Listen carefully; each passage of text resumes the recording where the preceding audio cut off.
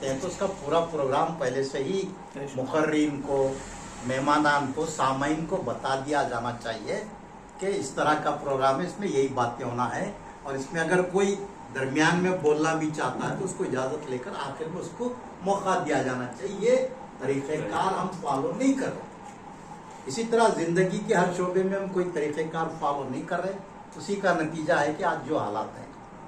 ये जो इजलास रखा गया है उसका मकसद, अब बड़े बड़े, अभी हम 4 घंटे एक बड़े जलसे में आए, वहाँ भी तकरीरें हुई, तो बातें जो है सिर्फ निशिस्तन गुफ्तन बर्खास्तन हो रही है, रिजल्ट कुछ नहीं आ रहा। ये छोटे छोटे इजलास इसलिए रखे जा रहे हैं कि अभी देखिए आप शोरा के कितने नाम उन्होंने गिनाए, यहाँ बहुत से शोरा है उनको ही पता नहीं है कि जद्दोजहद आज़ादी में शोरा का क्या रोल रहा, जद्दोजहद आज़ादी में उलमा का क्या रोल रहा, जद्दोजहद आज़ादी में ख़वातीन का क्या रोल रहा, जद्दोजहद आज़ादी में सूफिया का क्या रोल रहा। और हमको हमारी कोई तारीख़ ही याद नहीं, रम रोना, हम सिर्फ शिकवे शिकायतें करते हैं कि हमारी तारीख़ मिटा दी जा रही है, वो हो रहा है, ये हो रहा है, तो हम क्या कर रहे हैं? ये कोई नहीं। सवाल आज ये होना चाहिए, आपने बहुत अच्छा रखा, मैं आपसे पूछना चाहता हूँ, मैं अपने आप से पूछना चाहता हूँ कि हम क्या कर रहे हैं सिवाय शिकवा शिकायत करने के और लोगों की ऐब बयान करने के। नमाज नहीं पढ़ रहे, कुर्बानी नहीं दे रहे, हज को नहीं जा रहे, वो नहीं कर रहे, ये नहीं कर रहे, सिर्फ यही है। करना क्या है वो किसी के पास नहीं है। ये बहुत, देखिए अब अगर आपने रेल की बड़ी अच्छी बात कही, अगर हमको हैदराबाद जाना है और हम सवार हो रहे हैं बॉम्बे की रेल में, तो ये बातें बहुत अहमियत रखती हैं। ये इस तरह के छोटे इजलासों की आज बहुत ज़्यादा ज़रूरत है। जब तक हम अपनी तारीख से वाकिफ नहीं होंगे तो हम हालात का मुकाबला नहीं कर सकेंगे, हमें पता ही नहीं। जब तक हमको सफ़र का रहनुमाई नहीं होती, हम सही ट्रेन में नहीं बैठ सकते। तो आज जो हालात दरपेश हैं उसका मुकाबला हमारे असलाफ ने कैसा किया, उन्होंने कैसे कामयाबी हासिल की, उनके पास क्या जज्बा था, वो जब तक नहीं जानेंगे। उसके लिए इस तरह के इजलास होना चाहिए। और मुझे बहुत ही अफसोस के साथ कहना पड़ता है कि हमारी जितनी भी जलसे और तकरीरें हैं वो या तो जन्नत की हैं या फिर ज़मीन के नीचे के आसमान के ऊपर की है, दुनिया की कोई बात ही नहीं है उसमें। तो ये अभी आपने कितनी अच्छी तकरीर सुनी मौलाना की, उलमा के रोल को उन्होंने कितने अच्छे से बयान किया। शोरा की फेरिस्त पढ़ने के लिए उनके पास वक्त नहीं था। तो मैं यही कहना चाह रहा हूँ कि सबसे पहले हमको हमारे असलाफ को, हमारी तारीख को याद करने की ज़रूरत है। और जो कौम अपनी तारीख को याद नहीं रखती वो मुर्दा कौम हो जाती है। तो आज हम वही अपनी तारीख को हम खुद फरामोश कर दिए हैं। तो अब देखिए हमारे स्कूलों में और हमारे इदारों में मुजाहिदीन, अच्छा दीनी मौलाना खुद यहाँ मौजूद हैं, दीनी मदारिस में कितने उलमा को याद किया जाता, 15 अगस्त को झंडा चढ़ाकर उलमा को याद किया जाता है। शोरा को कौन याद करता है? शायर बैठे हुए हैं यहाँ नहीं। तो फिर आप बताइए कि आपको कौन याद करेगा आपके बाद? आप किसी की सुनने के लिए तैयार नहीं, सिर्फ सुनाने के लिए ही हैं, तो क्यों सुनेंगे कोई? तो बहरहाल मुझे जो उन्वान दिया गया है उस पर मैं भी मुख्तसर करूँगा क्योंकि 4 बजे हम पे प्रोग्राम मुकम्मल करना है। इस तरह के और इजलास मैं तो कहूँगा कि 1 अगस्त से 31 अगस्त तक रोज़ाना इस तरह के इजलास होना चाहिए और मुख्तलिफ उन्वानात पर मुख्तलिफ लोगों के बयानात, तकारीर होना चाहिए। उससे मालूम हो कि इस मुल्क को आज़ाद करने के लिए, मैं इस बात का दावा करता हूँ कि इस मुल्क को आज़ाद करने का सबसे पहले बेड़ा मुसलमानों ने ही उठाया। बेशक ये इसलिए उठाया कि हुर्रियत का जज्बा जो है सिर्फ इस्लाम में है, किसी और मजहब में इसका कोई तस्वुर ही नहीं है। तो शोरा ने सबसे अहम रोल हुर्रियत का जज्बा उठाने में शोरा ने अहम रोल अदा किया, उसी तरह उलमा ने किया। और इनसे बढ़कर अगर किसी ने हुर्रियत का जज्बा और जद्दोजहद आज़ादी का जज्बा पैदा करने का रोल अदा किया तो उर्दू के सहाफ़ी थे।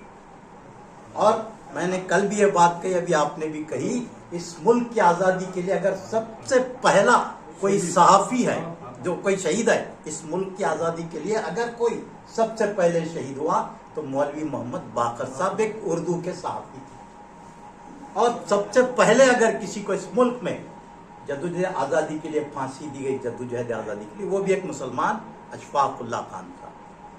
और फिर वो शेर आज भी आपने सुनाया, हर कोई बोलता है कि सरफरोशी की तमन्ना अब हमारे दिल में है। जरा हम सब अपने दिल में झांकें, क्या है ये तमन्ना?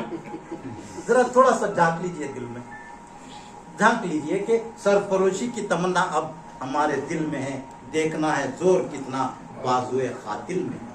हम तो डर रहे हैं, अब आज के हालात में हम कातिल से भाग रहे हैं, है ना? तो फिर यही हालत होगी। तो मैं चंद चीजें आपके सामने पेश करना, जो आज मुझे उन्वान दिया गया है कि जद्दोजहद आज़ादी में उर्दू अखबारात का रोल। मैं 10 मिनट से ज़्यादा नहीं लूँगा आपका, और मैं समझूंगा कि ये बिल्कुल एक नया उन्वान है और शायद आपने इस तरह की मालूमात ना सुनी हो, तो मैंने वो पेश करने की कोशिश की है। पूरे साफियों का तो मैं इसमें जिक्र नहीं कर सकता क्योंकि वक्त नहीं है उतना।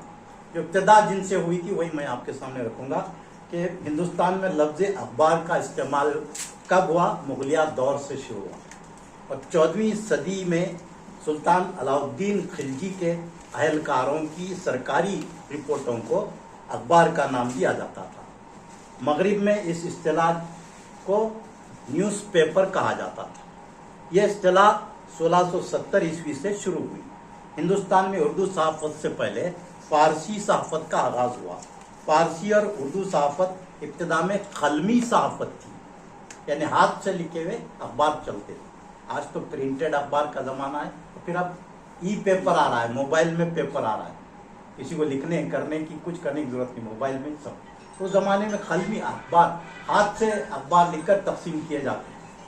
तो कितने अखबार लिखे जाते थे, कितने तकसीम होते थे, ज़रा आप अंदाज़ा लगाइए। हाथ से अखबार लिखकर भेजे जाते थे। अब आपको हम एक खत लिखने के लिए कहें तो मैं समझता हूँ कि कोई भी इसमें से यहाँ खत नहीं लिख सकता, 4 लाइन नहीं लिख सकते आप। एक जमाना था कि लोग हाथ से क्या क्या चीजें लिखी, तारीख लिखी गई, कुरान मजीद लिखा गया, सब हाथ से काम हुआ। क्योंकि उस जमाने में प्रिंटिंग प्रेस नहीं था, तो इसलिए कलमी अखबार निकाले जाते थे जिन्हें न्यूज़ लेटर कहा जाता था। मुगलिया दौर में कलमी सहाफ़त सरकारी इत्तलाती निज़ाम की शक्ल में मौजूद थी, यानी गवर्नमेंट के जो एलानात ऑफिशियल्स होते थे वो अखबार की शक्ल में आते थे। और ये कलमी सहाफ़त अवाम की दस्तरस से बाहर थी, यानी अवाम की पहुँच में नहीं थी। वो मुगलिया सल्तनत के जवाल के बाद कलमी सहाफ़त की पहुँच अवाम तक हो गई। फ़रंगी साम्राज्य के खिलाफ कलमी अखबारों ने अवाम में ज़बरदस्त बेदारी पैदा की। तो एक अखबार किसी को पहुँचता तो वो दूसरे को देता, फिर वो इसी तरह से मुंतकिल होते रहता। और फिर ये एक मुसल्लमा हकीकत है कि 1857 की अजीम बगावत, जिसे गदर का नाम दिया गया, कि बुनियादी असबाब में उर्दू के कलमी अखबारात का सबसे अहम रोल रहा, वही उसकी वजह बनी। उर्दू के कलमी अखबारों ने फ़रंगी साम्राज्य के खिलाफ ऐसी तहरीक चलाई कि अवाम में ज़बरदस्त सियासी बेचैनी पैदा हुई, जो 1857 के गदर की वजह बनी। कलमी अखबारों के बाद मतबूआ सहाफ़त यानी प्रिंटिंग का दौर शुरू हुआ। शुमाली हिंद की उर्दू, कलकत्ता के फ़ारसी और मतबूआ अखबारों में फ़रंगी साम्राज्य के खिलाफ ज़बरदस्त बाग़ियाना रुझानात पाए जाते थे, जो कलमी अखबारों का तसलसल यानी कंटिन्यूएशन थे।